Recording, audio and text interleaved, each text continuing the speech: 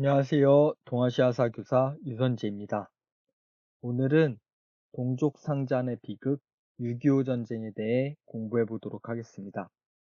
6.25 전쟁은 원인, 전개 과정, 결과 이렇게 나눠서 살펴볼 거고요. 먼저 원인을 살펴보도록 하겠습니다. 원인을 보면은 첫 번째로는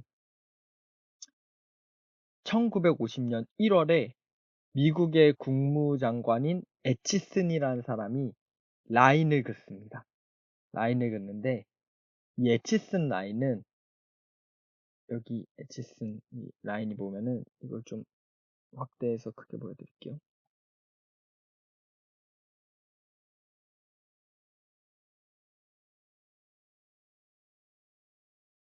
자, 여기 애치슨 라인을 보면은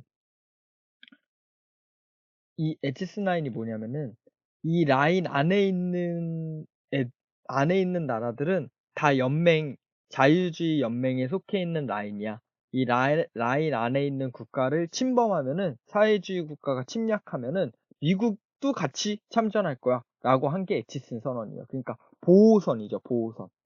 그런데, 그런데 말입니다.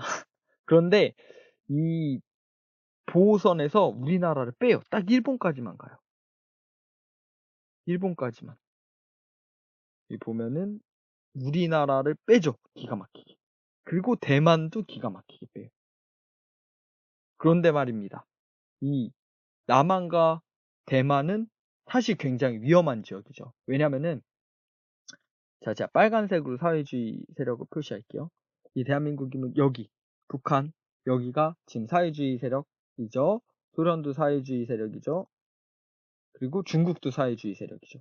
그래서 심지어 중국과 타이완은 얼마 전에 바로 전 시간에 공부했던 것처럼 2차 국공내전으로 싸운 데란 말이에요. 그러니까 사회주의 세력과 바로 인접해 있는 나라들을 빼버려요. 엣치슨 나라에서. 오히려 엣치슨 선언에서. 오히려 지켜줘야 될 때를 빼버린 거예요. 그래서 이 엣치슨 라인을 6.25 전쟁의 하나의 원인으로 작용합니다. 이게 전쟁을 사실 아무튼 뭐 전쟁을 일으키기 위한 미국의 그런 시나리오라는 설이 있는데 아무튼 이랬습니다. 그러니까 마치 북한 입장에서 보면은 그러면 나만 침공해도 되겠네? 왜냐면 미국이 지켜주지 않으니까. 미국이 안 도와주겠네? 이렇게 생각한 거죠. 그래서 6.25 전쟁의 원인을 크게 두 가지로 나눠서 볼 수 있는데 하나는 이 아이고 125로 돼 있구나. 잠시만요.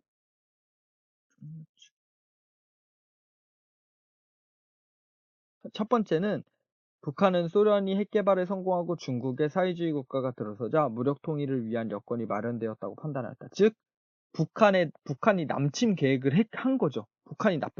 이 나쁜 놈들 북한이 이때 당시에 우리나라를 쳐들어온 거죠. 그게 6.25 전쟁의 원인이죠. 첫 번째. 두 번째는 에치슨 라인의 발표를 6.25 전쟁의 두 번째 원인으로 봅니다. 그래서 원인이 두 가지 정도 보면 될 것 같고, 다음은 6.25 전쟁의 전개 과정을 볼 거예요. 근데 우리 교과서에 지도가 있는데 이 1번부터 5번까지 이 이동 순서가 있는데 이게 약간 좀 보기 어려워서 제가 다른 거를 하나 갖고 왔거든요. 자, 여기 6.25 전쟁의 전개 과정을 보도록 하겠습니다. 자, 이 1950년 6월 25일에 북한 군대가 남한으로 밀고 들어옵니다. 이날은 일요일이었고 새벽 4시에 북한의 침공이 일어나게 되고 북한 군대는 정말 빠르게 밀고 내려와요. 그래서 이 빨간색 보면 다 북한군이 점령한 거고 이 미국에서는 에치슨 선언으로 우리나라는 방위선에서 제외한다고 했지만 왜 세계 2차 대전이 끝나고 유엔이 만들어졌죠? 유엔이 만들어졌는데 북한의 남침 이후에 이 유엔 회의가 소집돼요. 그래서 이 유엔 회의에서 지금 이렇게 북한 측이 남한을 침략하는 거는 엄연히 이거는 불법 침략이다. 엄연히 불법 침략이고 이 남한을 침략하는 거는 지금 사회주의와 자유주의의 그 냉전에 첨예한 그런 갈등이 이 작은 나라에서 폭발한 거예요. 그래서 이거는 더 큰 전쟁으로, 이 사회주의의 대장인 소련이 참전하고 미국이 참전하고 그러면 더 큰 전쟁으로 번질 우려가 있다 해서 라고 규정을 해서 유엔에서 16개의 국가들이 힘을 합쳐서 유엔군을 파병합니다. 그래서 근데 이 유엔군이 바로 들어온 게 아니고 유엔군이 상대적으로 안전한 일본에 기지를 두고 이 유엔군이 일본에서 일단 기다리고 있었어요. 그래서 6.25 전쟁의 전개 과정 이 네 가지로 나누면 첫 번째는 이렇게 북한이 남침해서 순식간에 이렇게 먹힌 거로를 보면 됩니다. 이때 또 한 가지 말씀을 드리면은 우리나라 국군 총사령관인가 국군에서 중요한 사람이 이승만 대통령한테 혼날까봐 이 북한이 쳐들어왔을 때 우리나라가 이기고 있다고 했대요. 우리나라가 이기고 국군이 이겨서 오히려 북진하고 있다고 뻥을 쳤대요. 왜 그런 뻥을 쳤는지 모르겠는데 아무튼 우리나라 국군이 얼마나 준비가 안 돼 있는지 이 전쟁에 대한 준비가 안 돼 있는지 보여주는 일화라고 할 수 있겠죠. 얼마나 부정부패했고 그래서 이렇게 북한의 남침으로 낙동강 전선까지 이렇게 몰리게 된 상황입니다. 근데 아까 얘기했다시피 이 유엔군이 일본에 들어왔고 유엔군의 총지휘를 맡았던 사람이 우리가 잘 알고 있는 메가더 장군입니다. 이 메가더 장군이 북한군의 허를 찔러서 인천 상륙 작전을 계획하게 됩니다. 그러면서 북한군의 보급 라인을 끊어버리고 이 인천 상륙 작전 영화로도 나왔죠. 제가 수업 시간에 유튜브 영상으로 보여드리도록 할게요. 이 인천 상륙 작전으로 이 북한군의 보급 라인을 끊어버리고 서울을 수복하고 오히려 북진을 하게 됩니다. 이게 두 번째 전개 상황이에요. 압록강 근처까지 북진해서 우리가 통일하나 보다 했어요. 거의 점령하나 보다 했는데 다시 중국군이 개입을 하게 돼요. 중국도 사회주의 국가죠. 그래서 중국이 북한을 도와서 중국군이 인해 전술이라고 해서 인해, 사람 인해 바다해, 사람이 바다와 같이 많다는 거예요. 39만 명이 중국군 39만 명이 들어왔대요. 39만 명의 군대가 북한을 도와서 유엔군을 공격하게 되고 전선은 다시 남쪽으로 내려오게 됩니다. 이거를 일사후퇴라고 하죠. 그래서 이 일사후퇴 때 유엔군이랑 국군이 후퇴하게 되면서 여기 있는 이 흥남이라는 곳을 집결하게 됩니다. 이 흥남 지역에 지금 고립되어 있으니까 중국군이 갑자기 내려서 고립되어 있으니까 이 흥남 지역에 있으면은 일본에서 배가 이렇게 와서 흥남 지역에 있는 국군과 유엔군을 태우고 후퇴를 하겠다. 이런 작전이었었는데 이 흥남에 피난민까지 같이 따라오게 됩니다. 이게 영화 국제장면의 첫 장면에 등장하거든요. 영화 국제장면, 영화 국제시장의 첫 장면에 등장하게 되거든요. 이때 피난민의 숫자가 5만 명에 이르렀다고 해요. 근데 배에 생각해보세요. 국군도 있고 유엔군도 있는데 5만 명이나 되는 사람을 배에 다 태울 수가 없잖아요. 그럼에도 불구하고 배를 끌고 왔던 함장이 이렇게 사람이 더 중요하다는 그런 인권이 더 중요하다는 결단을 내려서 군함에 있던 무거운 무기를 모두 버리고 피난민을 모두 태우고 철수하게 됩니다. 이게 바로 흥남철수 작전이에요. 그래서 이후 중국군이 여기 충주 바로 위, 오산 있는 데까지 오게 됩니다. 이런데 이런 상황에 소련의 스탈린이 갑자기 죽게 돼요. 자, 이 전쟁은 지금 6.25 전쟁은 북한과 소련과 중국이 일으킨 전쟁이에요. 사회주의에서 일으킨 전쟁인데 이 사회주의의 대장격인 소련의 대장인 스탈린이 갑자기 죽게 되면서 이 소련의 정치적인 변화가 생기게 됩니다. 그러면서 소련에서 먼저 휴전을 제의를 해요.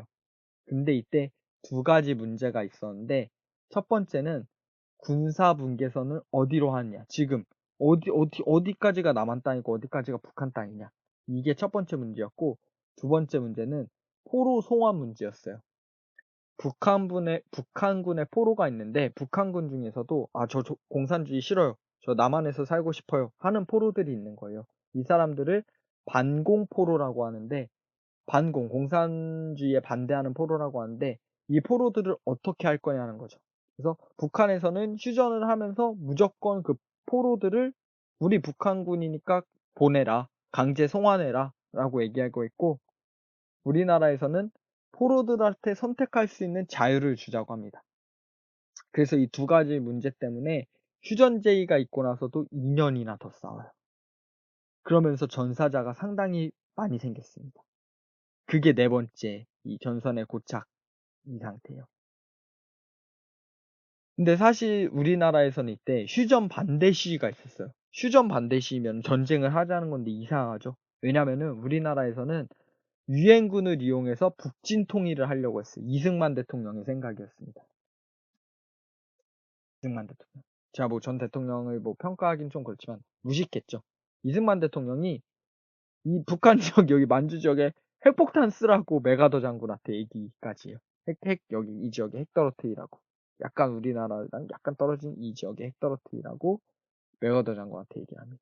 그리고 또 이승만 대통령이 거제도에 방공포로가 많이 있었는데 이 방공포로를 석방시켜버려요. 지금 이렇게 전선이 고착화되고 휴전이 이렇게 안 되고 있는 상황이 이 방공포로 문제 때문에 휴전이 지연되고 있었던 거예요. 방공포로 문제는 굉장히 예민한 문제였어요. 근데 일방적으로 방공포로를 석방해버리면서 굉장히 좋지 않은 결과를 가져오게 되죠. 그래서 우리나라 없이, 우리나라와 북한의 전쟁인데 우리나라 없이 미국과 북한과 중국이 휴전 회담 테이블에 앉아서, 휴전 협상 테이블에 앉아서 사인을 하고 결과적으로 1953년 7월 27일에 휴전 협정이 조인됩니다. 휴전은 전쟁을 쉰다는 거죠. 이때 휴전한 것을 이제 문재인 대통령이 문재인 정부에 와서 이제 종전을 하려고 우리가 노력을 하고 있죠. 그래서 마지막으로 6.25 전쟁의 결과를 살펴보고 수업을 마치도록 하겠습니다. 영상도 하나 보도록 할게요. 6.25 전쟁의 결과, 사람이 정말 많이 죽었어요. 자, 남한에서는 100만 명의 민간인과 62만 명의 군인이 죽었습니다. 북한에서는 150만 명의 민간인과 93만 명의 군인이 죽었어요. 중국 군인도 100만 명이나 죽었습니다. 유엔군도 16만 명이나 죽었어요. 다 합치면 이게 얼마예요? 거의 500만 명? 500만 명의 사람이 죽은 전쟁이에요. 여러분, 전쟁은 끔찍하고 전쟁이 일어나면 안 되겠죠? 그래서 우리 교과서로도 여기 위에가 원인, 그 다음에 전개과정 제가 보기 쉽게 나눠서, 우리 교과서에도 나눠 있는데 좀 더 보기 쉬운 중학교 책에서 갖고 왔고, 우리 동아시아니까 뭐 결과로 샌프란시스코 강화조, 여러분 지금 시간이 새벽 1시 50분이에요. 그래서 제가 좀 아무튼 그렇습니다. 샌프란시스코 강화조약 하면서 미일 안전보장 조약을 맺게 되고 뭐 이거 다 앞에서 설명했던 거예요. 그래서 이런 일이 벌어지게 됩니다. 이 6.25 전쟁 동족상잔의 비극 동영상으로 보여드리고 수업을 마치도록 할게요.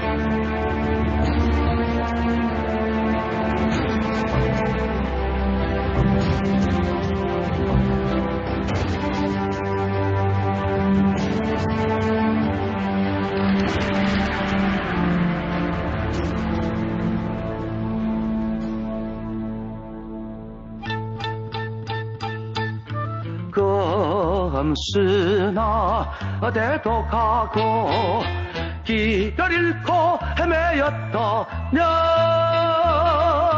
피눈물을 흘리면서 일사 이후 나 홀로 왔다.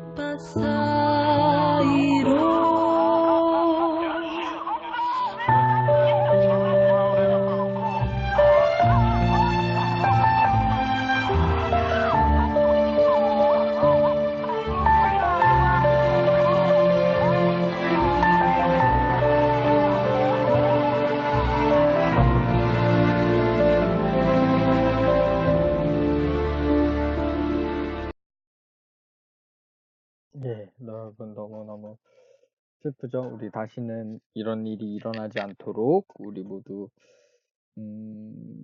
일어나지 않기를 염원하는 마음을 갖는 걸 마무리로 하면서 수업을 마치도록 하겠습니다. 감사합니다. 고생하셨습니다.